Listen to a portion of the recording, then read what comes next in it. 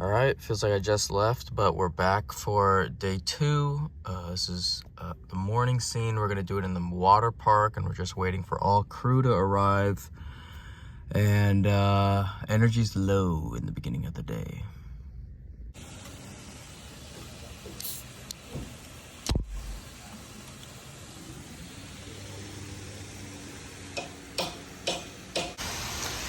So right now this is where the crew is. Our first bit of talent is right there, photographer there, and then in the background is there. And a drone just appeared, cool. I don't know where the pilot is, but he's somewhere here.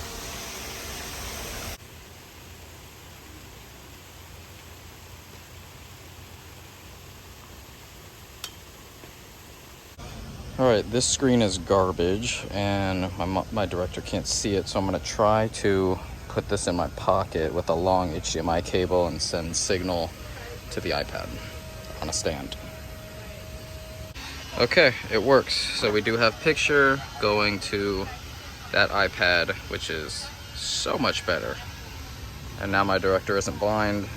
This wasn't a request, but I saw the issues we were having on day 1, and since they paid a gear fee, I decided to bring this in as well. Action. What? That's awesome. That's the person you needed, right? So since we're shooting backlit, we need to use this reflector to get some light onto the talent's faces since they're underneath the umbrella, and you can see it's making a big difference. Huge difference. Yeah, right. A little bit more. There you go. And then, and action. That's awesome. I have no idea what market we're playing right now, but So we are in here about an hour before the park opens up. The sun is up, it's getting warm, Red Bull is flowing, energy is back to normal, and these shots are pretty simple. We just need our talent in the front to be doing the main action, and then we have our talent in the back just to add some variety to the background. Okay, so it looks great. This is playback. Looks beautiful. The only problem is I don't have any way to attach this onto the gimbal, and it's heavy, so I can't put it on top. It'll mess up the center of gravity. So right now I'm just smashing it in my pocket, which is kind of bending the wire. So I need to figure out some way to like put it on a belt or something. It's working right now, but it's not optimal. The entire day will be on the DJI RS3 Pro. If you've seen this vlog, I'll link it right here in the corner. My Crane 2S died on the first day of a 7-day trip to the Bahamas. And luckily, I was able to rent from a local there, Chivago. He saved the day. It's a really interesting vlog. But when I came back here, I had another gimbal shoot I needed to do, and I opted for the top-of-the-line RS3 Pro, since that's what I used in the Bahamas. And I just knew that it was going to be the best option and give me the most confidence when I put big, heavy cinema cameras on here or other people's cameras on here. I just have full confidence that it can take the payload. Plus, the extra features on the RS3 Pro is really, really nice to have.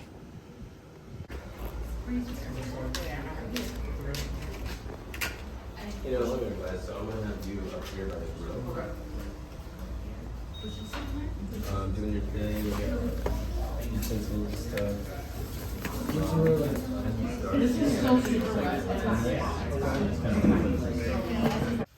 So some complications happen and we need a PA immediately.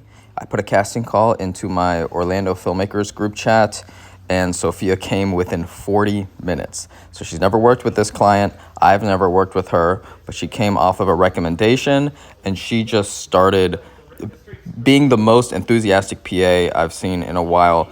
And that is because she's a director and she knows what the director needs done, these small tasks that make a big difference. So really happy to get her involved, and she saved the day. So after he's done, you want something like this? And then we started laughing. Don't look. No resting face. To have you feed her strawberries at Do it. 2 and 10. Do it. We don't have to use it, but we have it. Well, I mean, do we want to get a safer? Give me a- Everyone's set and action.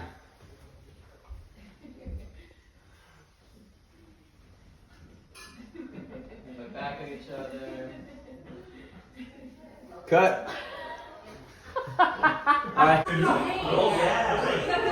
so nervous to say that about our I had just started working. I promise you, like you can be around kids, as much or as little as you like, and he loved it. And now like he's like begging to go again. But yeah, Oh yeah. I am so glad the director rented two 1200Ds. You can see we have one on that side, and then we have one on camera right side, and it is just making the exposure even possible because it is a bright sunny day in Florida and they are under a shaded pavilion. Normally to get exposure of the interior and exterior is impossible, but we are blasting them with light, one going through a scrim, and this one was a foldable scrim, which I had never used before. Super fast, super efficient, and this just looks fantastic. The director is very happy with what we're getting, and this is, you know, supposed to be a very polished, pretty scene. It's the proposal scene. So I'm trying a couple different options. We're working with symmetry, and then I said maybe we can drop down a little bit, clear out that background sky, and bring the trees and stuff lower, and then use the flowers as foreground. And he liked that image, that framing a lot better. So did I. I thought it was really good. And then, as always, we're getting it in 24p, and then doing it again in 120p. And then the photographer here is actually using the same lighting, and then he goes in right after we're done. So what kind of hardware are you running here, sir? Well, I got a little tiny Avata. Oh, the DJI? System. Yeah, I got the DJI, got the GoPro, got the Polar Pro. Is that new ND and anything else? It's just got Just an ND. It's got the You gold. got your standard ND. That's cool. Glitter? I'm good. Thank you. So I got a little fanny pack to hold my transmitter. And last scene of the day back at the golf course. Slow-mo. Slow-mo. And action.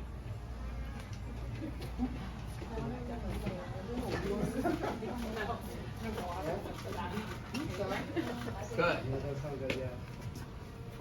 And the big reds we call them. Yep. All right, we have a hard out at 5:30 and the sun is behind a cloud, and it's 5:23 and we finished. We're wrapped. Walking to the cafe this morning because I really need to get some edits done and a couple miscellaneous pieces from B&H. So this is literally a SD card holder. That's the name of the company. And then I also got this hand tool because there's so many times where I need this specific size Allen key, and I can just keep it on my keys, and then just a flat head in case I need to tighten up a tripod faceplate. I've mentioned it before, but I really like going outside of my apartment to go to a cafe to edit. It puts me in the right mental space to get work done. I feel like I can't be as lazy and sit on my phone because I'm outside. I should be doing things. So just trying to wrap up about 4 or 5 editing projects that all need a couple items done, and I just want to finish these up, wrap them up, and get them out. So I have 2 consultation calls coming up, and I always like to ask them for 3 main talking points that they'd like to discuss, and their Instagram, their website, and kind of what direction they want to head into.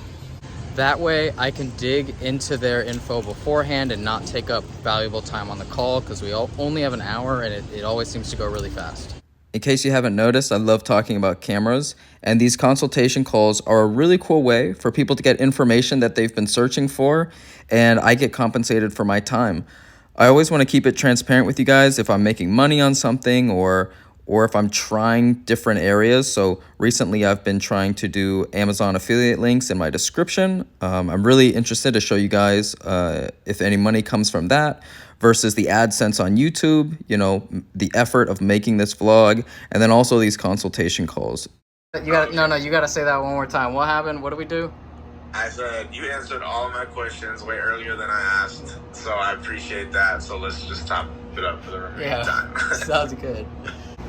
So we got our consultation call set up, and I like to take notes on all of these calls so that when he calls back, we're gonna have progress that we can immediately start building upon. On to call number 2, and it's actually someone who is less than an hour away.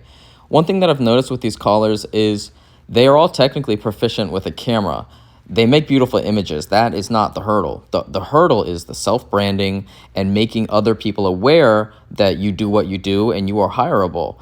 And I mean, man, do I talk a lot with my hands, but it's because I'm really passionate about this stuff. And one of those starting points is expanding your network. So he's going to have an open invite to the next filmmaker meeting. And that's what these consultation calls can really help, is just asking, hey, what if I try it this way? And I can say, well, I have a buddy who tried it this way, or I've tried it this way, or she's tried it this way.